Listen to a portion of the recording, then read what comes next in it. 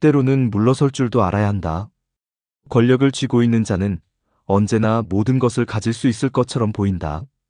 하지만 진정으로 지혜로운 지도자는 권력을 쥐는 순간만큼이나 내려놓는 순간도 중요하게 여긴다. 이성계가 조선을 건국하고 왕위에 오른 후 결국 상황으로 물러나게 된 과정은 우리에게 중요한 교훈을 준다. 조선을 건국한 이성계는 강력한 지도자로서 새로운 나라를 세우는 데 성공했다. 하지만 나라를 세우는 것과 그 나라를 안정적으로 유지하는 것은 전혀 다른 문제였다. 이성계는 처음에는 왕위에 오른 후 개혁을 추진했지만 시간이 지나면서 여러 가지 어려움에 직면했다. 가장 큰 문제는 왕위 계승과 관련된 갈등이었다. 이성계는 장남인 이방우가 일찍 세상을 떠나자 차남인 이방과를 세자로 삼았다.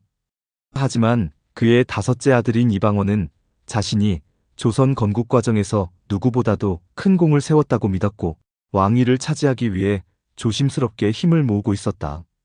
이성계는 아들들 간의 갈등을 조정하려 했지만 이미 그 갈등은 너무 깊이 뿌리내려 있었다.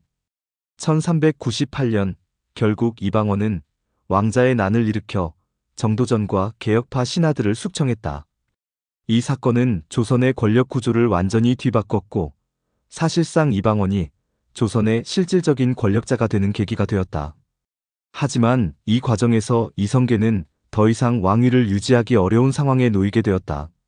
그는 이미 신체적으로도 쇠약해졌고 왕자로 인해 벌어진 피비린내 나는 싸움 속에서 더 이상 조정을 장악할 힘이 없었다.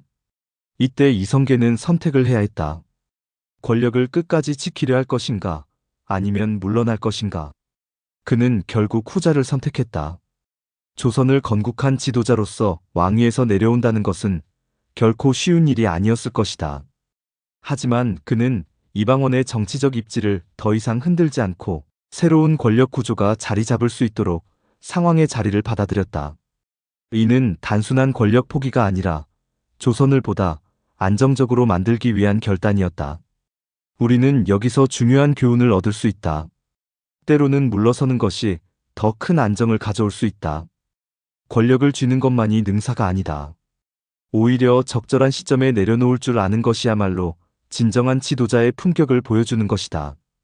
이성계가 끝까지 왕위를 지키려 했다면 조선은 더욱 큰 혼란에 빠졌을 것이다. 하지만 그가 물러섬으로써 조선은 빠르게 새로운 체제로 전환할 수 있었다.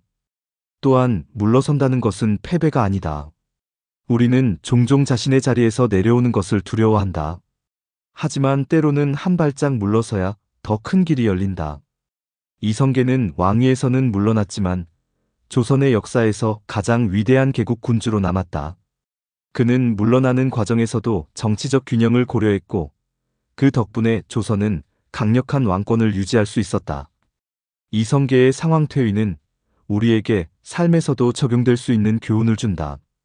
우리는 때때로 어떤 자리를 지키려 하고 손에 쥔 것을 놓지 않으려 한다. 하지만 모든 것이 영원할 수는 없다. 우리가 집착할수록 오히려 더 큰 손실을 입을 수도 있다. 때로는 한 걸음 물러서서 전체적인 그림을 보는 것이 더 현명한 선택이 될 수 있다. 이성계는 왕위를 내려놓았지만 그의 업적은 결코 사라지지 않았다. 그는 조선의 기틀을 다졌고 이후 태종과 세종 같은 위대한 왕들이 나라를 더욱 발전시키는 기반을 마련했다.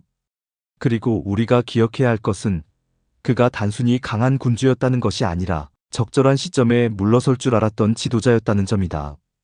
결국 인생에서 가장 중요한 것은 언제 나아가야 하는지뿐만 아니라 언제 멈춰야 하는지를 아는 것이다. 우리가 지나치게 집착하면 결국 더 큰 것을 잃을 수도 있다. 하지만 적절한 순간에 내려놓을 줄 안다면 우리는 더 큰 안정과 발전을 이룰 수 있다. 이성계의 선택처럼 말이다.